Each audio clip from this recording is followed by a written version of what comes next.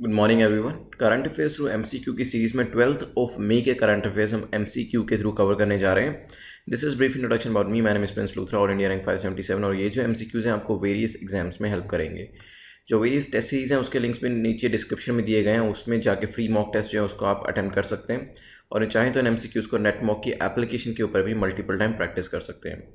जो लोग हमारे साथ नहीं जुड़े उनके लिए मैं आपको मार्किंग स्कीम जो है वो बता देता हूँ। जो ऑलरेडी इस मार्किंग स्कीम के बारे में जानते हैं वो फर्स्ट क्वेश्चन पे मूव कर सकते हैं।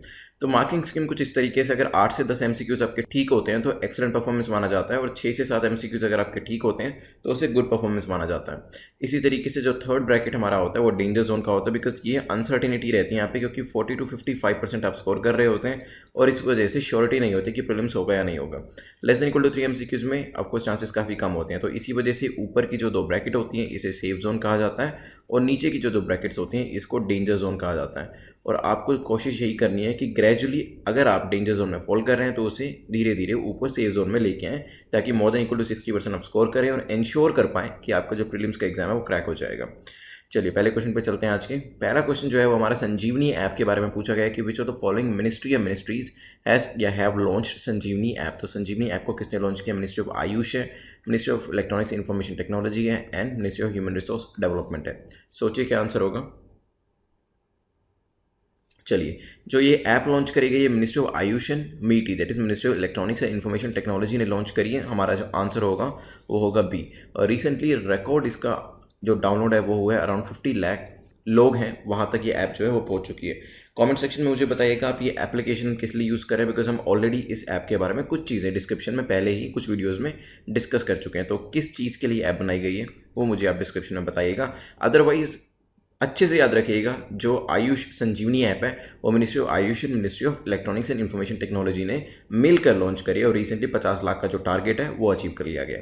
चलते हैं नेक्स्ट क्वेश्चन के, जो है पैंगोंग सो लेक के बारे में पूछा गया कि इसकी लोकेशन कहाँ है। ज्योग्राफी का क्वेश्चन है, बिकॉज ये जो लोकेशन थी न्यूज़ में थी, क्यों न्यूज़ में थी वो भी हम डिस्कस करेंगे। बट पहले पैंगोंग सो लेक जो है वो कहाँ लोकेट करती है? क्या ये सिक्किम में है, लद्दाख में है, अरुणाचल में है, या फिर कश्मीर में है? सोचिए क्या आंसर होगा, फिर डिस्कस करते हैं। चलिए देखिए, अभी हुआ क्या, चाइनीज ट्रूप्स और इंडियन ट्रूप्स का थोड़ा सा वहाँ पे स्पार्ट देखने को मिला है इस लेक के पास। तो टेम्परेरी और शॉर्ट ड्यूरेशन फेस ऑफ जिसको आप कहते हैं वो हुआ है लाइन ऑफ एक्चुअल कंट्रोल के पास। दो ऐसी जगह हैं जहाँ पे ये चीज़ रिसेंटली देखने को मिली है। एक जगह है नाकुला, नाकुला के पास भी ये थोड़ा बहुत प्रॉब्लम दोनों ट्रूप्स के बीच में, चाइनीज ट्रूप्स और इंडियन ट्रूप्स के बीच में देखने को मिला है। नाकुला जो जगह है वो सिक्किम के अंदर लोकेट करती है। और दूसरी जो यही चीज़ देखने को मिली है वो है पैंगोंग सो लेक के पास, जो कि ईस्टर्न लद्दाख के पास लोकेट करती है। क्योंकि ये लोकेशंस न्यूज़ में थी तो नाकुला के बारे में पता होना चाहिए, पूछा जा सकता है कि स्टेट के अंदर है, सिक्किम के अंदर, और पैंगोंग सो लेक जो है वो ईस्टर्न लद्दाख के अंदर है। हमारा जो आंसर होगा वो होगा बी। एक बार लोकेशन आप इसकी देख सकते हैं यहाँ पे। चलिए नेक्स्ट क्वेश्चन पे चलते हैं। नेक्स्ट क्वेश्चन हमारा जो है वो पूछ रहा है विच of the following statement is or are correct. 3 statements दी गई हैं, उसके बारे में पूछा है कि कौन सी स्टेटमेंट करेक्ट है। पहली स्टेटमेंट कहती है McMahon line separates British India and Tibet. तो ब्रिटिश इंडिया और तिब्बत को कौन सी लाइन ऐसी है जो कि सेपरेट करती है? सो मैकमोहन लाइन जो है वो इसको अलग करती है। Second, line of actual control is the effective border between India and Pakistan. जो LAC है, लाइन ऑफ एक्चुअल कंट्रोल, वो एक बॉर्डर बनाती है किसके बीच में? इंडिया और पाकिस्तान के बीच में। ये भी हो सकता है। LOC that is line of control divides the boundary of India and China. तो ये इंडिया और चाइना को लाइन ऑफ कंट्रोल जो है वो अलग करती है। सोचिए क्या आंसर होगा। चलिए देखिए, मैकमैन जो लाइन थी वो हेनरी मैकमैन ने बनाई थी, और उन्हीं के नाम पे जो लाइन थी, लाइन का जो नाम था वो रखा गया था। China Tibet Britain Shimla convention 1914 के अंदर ये जो लाइन थी ड्रॉ करी गई थी, और एटलीस्ट इसके बारे में डिसाइड किया गया था। तो जो मैकमैन लाइन है वो ब्रिटिश इंडिया को तिब्बत से अलग करती है, तो ये बिल्कुल ठीक है पहली स्टेटमेंट हमारी। लेकिन जो सेकेंड स्टेटमेंट है वो गलत है, क्योंकि लाइन ऑफ एक्चुअल कंट्रोल जो है वो इंडिया और चाइना इसको सेपरेट करती है, इसे LAC भी कहते हैं। और जो LOC है ये इंडिया और पाकिस्तान को सेपरेट करती है। तो ध्यान रखिएगा, पहली और तीसरी, सेकंड और थर्ड स्टेटमेंट जो है वो गलत हो जाती है। आंसर हमारा हो जाएगा ए, क्योंकि सिर्फ फर्स्ट स्टेटमेंट जो है हमारी वो करेक्ट है। अब इसकी एक बार देख लीजिए कि कहाँ कहाँ पे होती है। ये आपकी मैकमोहन लाइन है, ये जो तिब्बत और इंडिया को, या कहें उस टाइम पर 1914 ब्रिटिश इंडिया को अलग कर रही थी, और आपकी जो लाइन ऑफ एक्चुअल कंट्रोल है वो यहाँ पर है इस रीजन में। और LOC जो है वो कहाँ पर है? वो इंडिया और पाकिस्तान की, ठीक है। तो अब इसके अलावा और जो चीज़ें वो भी देख लीजिए। जो ये रीजन है, ये कश्मीर जो है, this is Pakistan occupied Kashmir, POK, और area ceded by Pakistan to China, ये आप जो ऊपर वाला एरिया देख रहे हैं ये वो वाला रीजन है। और साथ में ये जो है ये रीजन आपका अक्साई चीन कहते हैं इसे, this is area held by China, लेकिन इंडिया इसे क्लेम करता है। और इसके अलावा कुछ डिस्प्यूटेड एरिया यहाँ पर भी हैं। एक यहाँ पे भी रीजन है जिसे काला पानी रीजन कहते हैं, जो इंडिया और नेपाल के बीच में प्रॉब्लम का एक आप कह सकते हैं इशू है, जिसके बारे में हम डिस्कस करेंगे डेफिनेटली। कुछ दूसरे मैप पे भी आप देख सकते हैं। सो दिस इज़ POK, और ये वो टेरिटरी है जो कि पाकिस्तान ने चाइना को सीड करी है, चाइना को दे दी है। ये अक्साई चीन का रीजन है, और ये हमारी LAC है, और LOC कौन सी है, ये है, ठीक है। तो LOC India Pakistan, LAC India China. चलते हैं नेक्स्ट क्वेश्चन के ऊपर।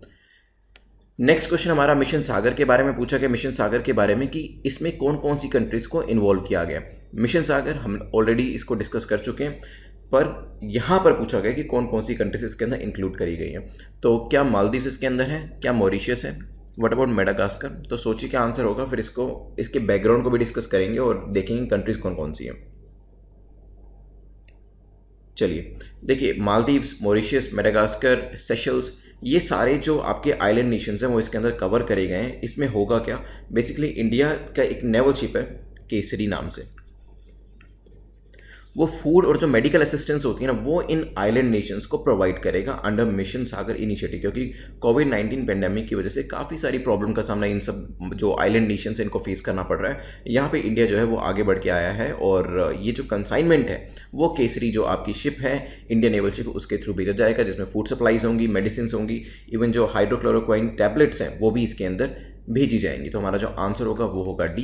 कौन कौन से इसमें आइलैंड जो इंक्लूड करे गए हैं वो भी आप एक बार मैप पे देख सकते हैं। तो यहाँ पे ये मेडागास्कर है, मालदीव्स है, सेशल्स है, मॉरिशियस है, इवन कॉमोरोस को भी इसमें इंक्लूड किया गया। चलते हैं नेक्स्ट क्वेश्चन के ऊपर, which is our question number 5। Which the following statement or statements is or are correct about Feluda test for कोविड-19। तो जो फेलुडा टेस्ट है कोविड-19 के लिए, इसके बारे में 3 स्टेटमेंट दी गई हैं और आपको बतानी है कौन सी स्टेटमेंट करेक्ट है, कौन सा कथन सही है। पहली स्टेटमेंट कहती है it can detect corona virus in a day. तो एक दिन का टाइम लगता है, मतलब 24 घंटे का टाइम लगता है कोरोना वायरस को डिटेक्ट करने के लिए इस टेस्ट के through. It's a paper strip test, ये एक पेपर स्ट्रिप टेस्ट है, ये भी हो सकता है। And this test is based on CRISPR technology. CRISPR technology जो हमने Cas9 की पढ़ रखी है, आपने भी जरूर पढ़ी होगी। ये जो टेस्ट है वो इस पे बेस्ड है। सोचिए क्या आंसर होगा। चलिए देखिए, जो आपका फेलुडा टेस्ट कोविड-19 जो है, कोविड-19 के लिए, तो ये 1 घंटे के अंदर वायरस को डिटेक्ट कर सकता है। तो जो इसके रिजल्ट्स होते हैं वो इतनी जल्दी ये प्रोवाइड कर सकता है। It is the first such indigenous test kit जो कि इंडिया ने डेवलप करी है, किस टेक्नोलॉजी पे बेस्ड, क्रिस्पर टेक्नोलॉजी। तो सेकंड स्टेटमेंट, तो थर्ड स्टेटमेंट हमारी ठीक है, पेपर स्ट्रिप टेस्ट है, सेकंड स्टेटमेंट भी ठीक है, लेकिन जो रिजल्ट्स होते हैं वो विद इन एन आवर मिल जाते हैं। तो यहाँ पे पहली जो स्टेटमेंट हो जाती है वो हो जाती है गलत। आंसर हमारा हो जाएगा यहाँ पर C। चलते हैं नेक्स्ट क्वेश्चन के ऊपर, which is our question number 6। पूछ रहा है काली रिवर के बारे में। Which of the following statement Kali river के बारे में सही है, कौन सा कथन काली रिवर के बारे में करेक्ट है। ठीक है, पहली कहती है it joins Ghaggar river in UP Uttar Pradesh के अंदर ये घग्गर रिवर को ज्वाइन करती है। It is also called Sharda river, इसे शारदा रिवर भी कहा जाता है। Lipu lake pass falls on the west of Kali river, जो लिपू लेक पास है वो काली रिवर के वेस्ट में पड़ता है, ये भी हो सकता है। सोचिए क्या आंसर होगा। चलिए देखिए, पहले मैं आपको एक लोकेशन दिखा देता हूँ इसकी। दिस इज़ आपकी काली रिवर, ये जो जा रही है, ठीक है। और इसके अलावा ये काला पानी रीजन जो मैंने अभी आपको बताया था, नेपाल और इंडिया के बीच में प्रॉब्लम का कारण बना हुआ है। यहाँ पे रिसेंटली हमने एक रोड को इनोग्रेट किया था, जिसका नेपाल ने काफ़ी काउंटर किया कि आपको ये नहीं करना चाहिए था। लेकिन हमारा मिनिस्ट्री एक्सटर्नल अफेयर्स जो डिपार्टमेंट है उसने इस चीज़ को जस्टिफाई किया है कि ये जो रोड बनाई गई है ये हमारे ही रीजन में फॉल करती है, तो इसमें आपको कोई इशू नहीं होना चाहिए। इस काला पानी रिवर की वजह से ही हमने लिपू लेक पास के बारे में डिस्कशन किया और काली रिवर के बारे में डिस्कशन किया है। तो जो लिपू लेक पास है वो यहाँ पर वेस्ट में नहीं है, काली रिवर के ईस्ट में पड़ता है। तो तीसरी स्टेटमेंट आपकी गलत हो जाती है। अब बात करें क्या एक घग्गर को ज्वाइन करती है, तो पहली स्टेटमेंट बिल्कुल ठीक है। और जो आपकी काली रिवर है इसको शारदा रिवर भी कहा जाता है, ध्यान रखिएगा। हमारा जो स्टांस है वो भी ध्यान रखिएगा। इन मिनिस्ट्री एक्सटर्नल अफेयर्स ने कहा है कि काला पानी रीजन के अंदर जो हमने रोड को इनोग्रेट किया है उसमें नेपाल को इशू नहीं होना चाहिए, because it completely falls in the Indian territory, ये हमारा कहना है। और नेपाल जो है वो इस चीज़ को काउंटर करता है, ध्यान रखिएगा। हमारा जो आंसर होगा वो यहाँ पे होगा डी, क्योंकि पहली और दूसरी स्टेटमेंट करेक्ट है, तीसरी इनकरेक्ट है। ये भी ध्यान रखिएगा, काला पानी का जो इशू है वो इंडिया और नेपाल के बीच में है। चलिए नेक्स्ट क्वेश्चन पे चलते हैं, विच इज़ क्वेश्चन नंबर 7, जो कि गोपाल कृष्ण गोखले के बारे में है। तो गोपाल कृष्ण गोखले जी का 154th बर्थ एनिवर्सरी जो है वो अभी हमने रिसेंटली ऑब्जर्व करी है। प्राइम मिनिस्टर ने भी अपनी ट्रिब्यूट जो है वो इसके अंदर दी है। और इनके बारे में कुछ और चीज़ें मैं आपको बताऊं तो ये गांधी जी को अपना पॉलिटिकल गुरु मानते थे। और इसके अलावा 3 जो यहाँ पे चीज़ें दी गई हैं उसमें से हमें बताना है कि गोपाल कृष्ण गोखले के साथ क्या क्या चीज़ इसमें से एसोसिएट करती है। सर्वेंट ऑफ इंडियन सोसाइटी से क्या वो एसोसिएटेड थे, हो सकता है। सार्वजनिक सभा का जो जर्नल था इससे ये एसोसिएटेड थे। हितवत जर्नल जो था क्या इससे एसोसिएट करते थे, सोचिए क्या आंसर होगा। चलिए देखिए, सर्वेंट ऑफ इंडियन सोसाइटी से वो एसोसिएट करते थे, ये ठीक है। सार्वजनिक सभा जर्नल से भी वो एसोसिएटेड थे और हितवाला से भी वो एसोसिएटेड थे। इसके बारे में मेरे को बताइएगा कि इन 3 जो हमने एसोसिएशंस बताई हैं गोपाल कृष्ण गोखले जी की पर्सनैलिटी के साथ, इसके अलावा वो और किस ऑर्गेनाइजेशन से एसोसिएट करते थे या और किस जर्नल के बारे में लिखते थे। मैंने आपको बताया था कि हिस्ट्री की जो भी चीज़ न्यूज़ में अपीयर होती है न्यूज़पेपर के अंदर वो इंपॉर्टेंट हो जाती है, तो इसके बारे में ज़रूर देखिएगा।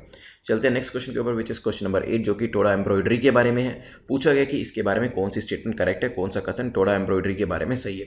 पहला है Toda is a pastoral tribe. Toda जो है वो एक पैस्टोरल ट्राइब है। Embroidery has distinctive red and yellow pattern. इनकी जो एम्ब्रॉयडरी होती है उसमें रेड और येलो पैटर्न्स होते हैं और इसको जीआई टैग जो है वो मिल चुका है इनकी एम्ब्रॉयडरी को। सोचिए क्या आंसर होगा। चलिए देखिए, कोविड-19 में टोडा आर्टिजन जो है ना, जो नीलगिरी इसके पास रहते हैं, उन्होंने क्या किया, उन्होंने अपने मास्क बनाने शुरू करे हैं और उनके जो मास्क जो वो बना रहे हैं वो न्यूज़ में थे, इस वजह से हमने इनके ऊपर एक क्वेश्चन बनाया और काफ़ी इनके ऊपर आर्टिकल्स भी न्यूज़पेपर में अपीयर हुए हैं।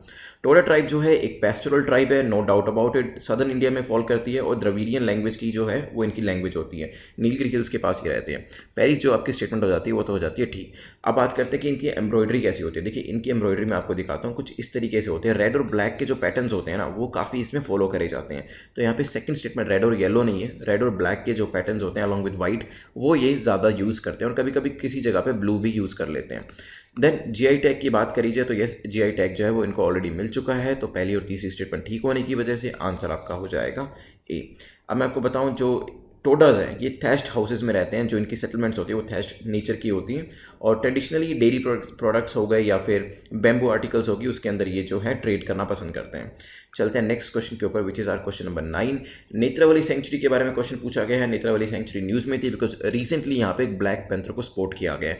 नेत्रावली सेंचुरी जो है यूजुअली टाइगर्स के लिए फेमस रहती है क्योंकि यहाँ पे काफ़ी ज़्यादा मात्रा में टाइगर्स मिलते हैं, लेकिन फर्स्ट टाइम जो है ब्लैक पैंथर को यहाँ पे स्पॉट किया गया, इसी वजह से ये जो सेंचुरी है न्यूज़ में थी।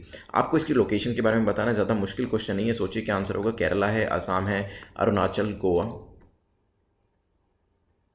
चलिए देखिए, लोकेशन मैं दिखा देता हूँ, ये गोवा में लोकेट करता है। सो दिस इज़ गोवा और ये आपका मोर स्पेसिफिक रीजन है नेत्रावली का। तो यहाँ पे आंसर आपका हो जाएगा डी।